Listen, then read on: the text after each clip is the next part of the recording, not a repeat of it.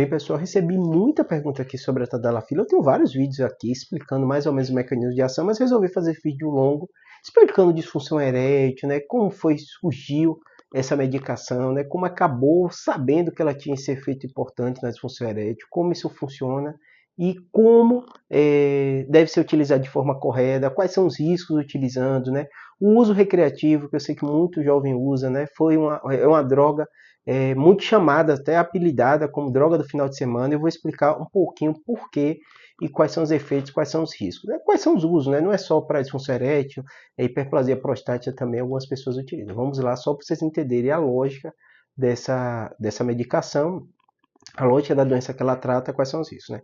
Vamos falar de disfunção erétil, né? Quando a gente fala de disfunção erétil, vem na cabeça de todo mundo logo o tratamento, né? O Viagra, que foi uma das primeiras medicações, né, mais utilizadas ainda no mundo inteiro, perdendo espaço cada vez mais pela tadalafila, né, o Cialis, que também tem uma duas medicações são super indicadas para disfunção erétil. Eu vou explicar um pouquinho para vocês a lógica e por que houve essa modificação, e hoje vocês ouvem e perguntam até mais no canal sobre a tadalafila do que o Viagra, né, e se tem menos riscos ou como são esses riscos, né. Vamos lá, né? Todas essas medicações, né, falando da tadalafila agora, foi década de 90 começou a se estudar ela, né?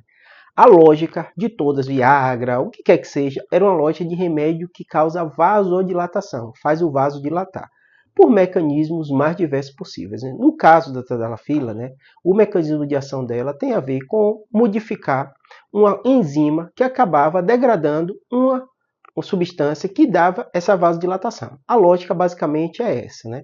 Então, como ela faz isso degradar mais lento, acaba tendo efeito de vasodilatação, estando mais prolongado.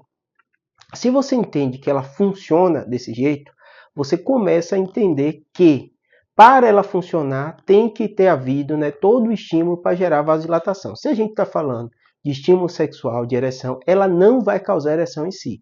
Então, o estímulo sexual tem que acontecer para ter ereção. Uma vez acontecendo a ereção, ela vai ficar mais prolongada porque essa enzima vai acabar tendo modificado sua função, deixando por mais tempo aquele efeito. Então, a tadalafila, ela ficou conhecida e ficou muito famosa por ter esse efeito duradouro, funcionando até 36 horas, né? Por isso que foi chamada muitas vezes a droga do final de semana. E muito jovem usa de forma recreativa por saber esse efeito, por sentir esse efeito de ter uma ereção muito mais prolongada do que teria naturalmente. Então, de forma recreativa, muita gente vai para festa ou quer impressionar com desempenho sexual, né? O jovem acabou utilizando muito desse contexto. Esse contexto é arriscado e eu vou falar mais para frente para vocês por quê, né? Então, o que aconteceu? Quando se imaginou que ela modificava isso, né, e poderia dar vasodilatação, se começou a pesquisar com homens a questão de angina. Angina basicamente que é o paciente às vezes tem uma constricção na artéria do coração. Com essa constricção da artéria do coração, o sangue para frente não chega direito e o paciente tem dor no peito, o paciente tem angina, pode ter infarto, uma série de coisas, né? Esse fenômeno, com essa medicação, daria uma melhora disso, dessa constricção, daria uma vasodilatação e o paciente melhoraria e não teria angina. Só que quando o estudo começou a ser feito, vários pacientes relataram ereções muito mais prolongadas do que eles tinham anteriormente. Isso foi algo gritante, muito evidente, e fez a farmacêutica mudar completamente a pesquisa, deixando de tratar essa questão da angina para tratar a disfunção erétil. Primeiro aspecto, essa medicação também pode causar a vasodilatação. A pesquisa começou porque tinha uma lógica dela causar vasodilatação do coração. E aí você entende o primeiro risco. Pessoas que estão tomando remédio ou que podem tomar remédio que causa vasodilatação do coração, se tomar tadalafila, os dois podem agir dando uma complicação. Pacientes que tomam remédio de vasodilatador, por qualquer outro motivo, tomando tadalafila pode interagir. Então tem que conversar e seu médico indicar isso para justamente não ter remédios combinados dando uma piora ou algum problema cardíaco relacionado a essa vasodilatação, uma pressão cai demais, o que quer que seja, né? Segundo aspecto, né? O tema impotência é muito, muito, muito importante no mundo inteiro, né? Se a angina, se o infarto preocupa, a impotência também. Se a gente for falar em números, para vocês terem ideia mais ou menos, né? Geralmente começa ali acima dos 40 anos de idade, né? Então você já tem alguns estudos mostrando até uma população próxima a 10% tendo algum queixa de disfunção erétil, né? Então é um problema muito relevante. Estamos falando de uma população que está vivendo mais de 80 anos. A partir dos 40, essa incidência começa a subir Então você percebe a importância. Não estou dizendo que o mais jovem não pode ter, mas geralmente os 40 anos é o marco que começa a ter um aumento de incidência desse problema. Né? Segunda idade crítica, né? Quando você pensa acima dos 60 anos de idade, você tem trabalhos mostrando 30% dos homens tendo disfunção erétil. Então, um número muito, muito, muito alto, né? E se coloca um marco acima dos 75 anos de idade, a gente está falando de 50% tendo disfunção erétil. Então, ou seja, o homem vai envelhecendo, a disfunção erétil vai ficando cada vez sendo um problema mais relevante e que causa um grande prejuízo na qualidade de vida, queixas, idas a médico para tentar resolver esse problema, e o Cialis, depois, claro que o Viagra veio antes, né? Conseguiu revolucionar a vida. Pra você entender o impacto desse remédio, né? Todo o comportamento sexual do homem da terceira idade modificou por causa dessa revolução, dessa medicação. Então, hoje em dia, a gente tem problemas. Claro, tudo na vida é assim, né? Você tem uma solução e novos problemas surgem. Um problema grave e sério do aumento muito de doença sexualmente transmissível em homens da terceira idade, porque eles voltam a ter prática de atividade sexual, ou ficaram viúvos, né? Ou divorciaram, o que quer que seja. Homens que são de outra geração, que não usam preservativo. Então, assim, sífilis tem sido recorde na população da terceira idade, né? Um monte de doença sexualmente transmissível. A própria HIV, a população que mais cresce é a população da terceira idade. Claro que surgem os problemas por causa disso, porque vai ter que orientar essa população que não estava acostumado ou não ouvia falar dessa doença lá atrás, quando eles eram jovens, né?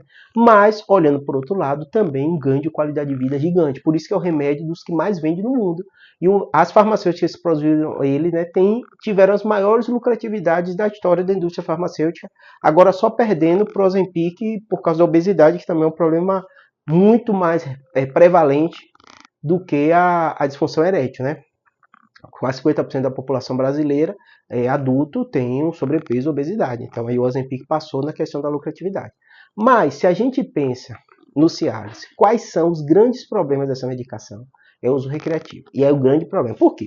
O jovem pensa, poxa, se o idoso toma, que tem problema cardíaco, tudo isso e tal, eu jovem vou tomar e vou ter algum problema? Não vou.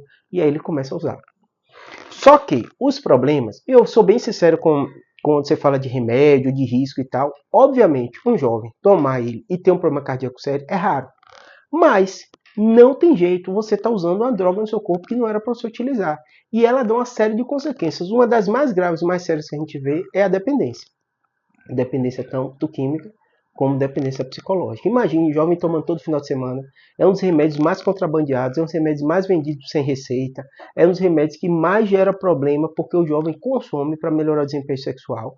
Ele fica dependente da medicação, e aí estamos falando de jovens de 20 e poucos anos que não tem problema de disfunção, viciados na medicação. Só acredita que vai ter um desempenho por causa da medicação, com a medicação, e aí eles começam a ter impotência porque tentam ficar sem o remédio, não tem aquele gatilho do remédio, eles ficam inseguros e acabam com queixa de impotência e procuram um urologista por causa disso. No meu dia a dia de neuro, eu tenho até muito vídeo aqui falando, eu tenho muito paciente que, não falei que vasodilata? Vasodilatar é o vaso do cérebro. Muito paciente com dor de cabeça insuportável após o uso da talafila. Porque dá vasodilatação peniana, outros órgãos, como eu falei, mas também no cérebro. Então ele tem uma dor insuportável, chega no consultório com medo de ter tido aneurisma, ter um AVC, ter alguma coisa, e a gente vai fazer o tratamento. Então é muito, muito importante você entender que sim tem risco para o jovem. O idoso pode utilizar se o médico recomendar, não tem problema nenhum, mas vai ter que ter algumas orientações e alguns cuidados. Tudo tem risco nessa vida, não tem jeito. Mas a impotência também é um problema de saúde pública sério, né? E você tem tratamento hoje e vai tratar você precisando, tá bom? Espero ter ajudado, abraço.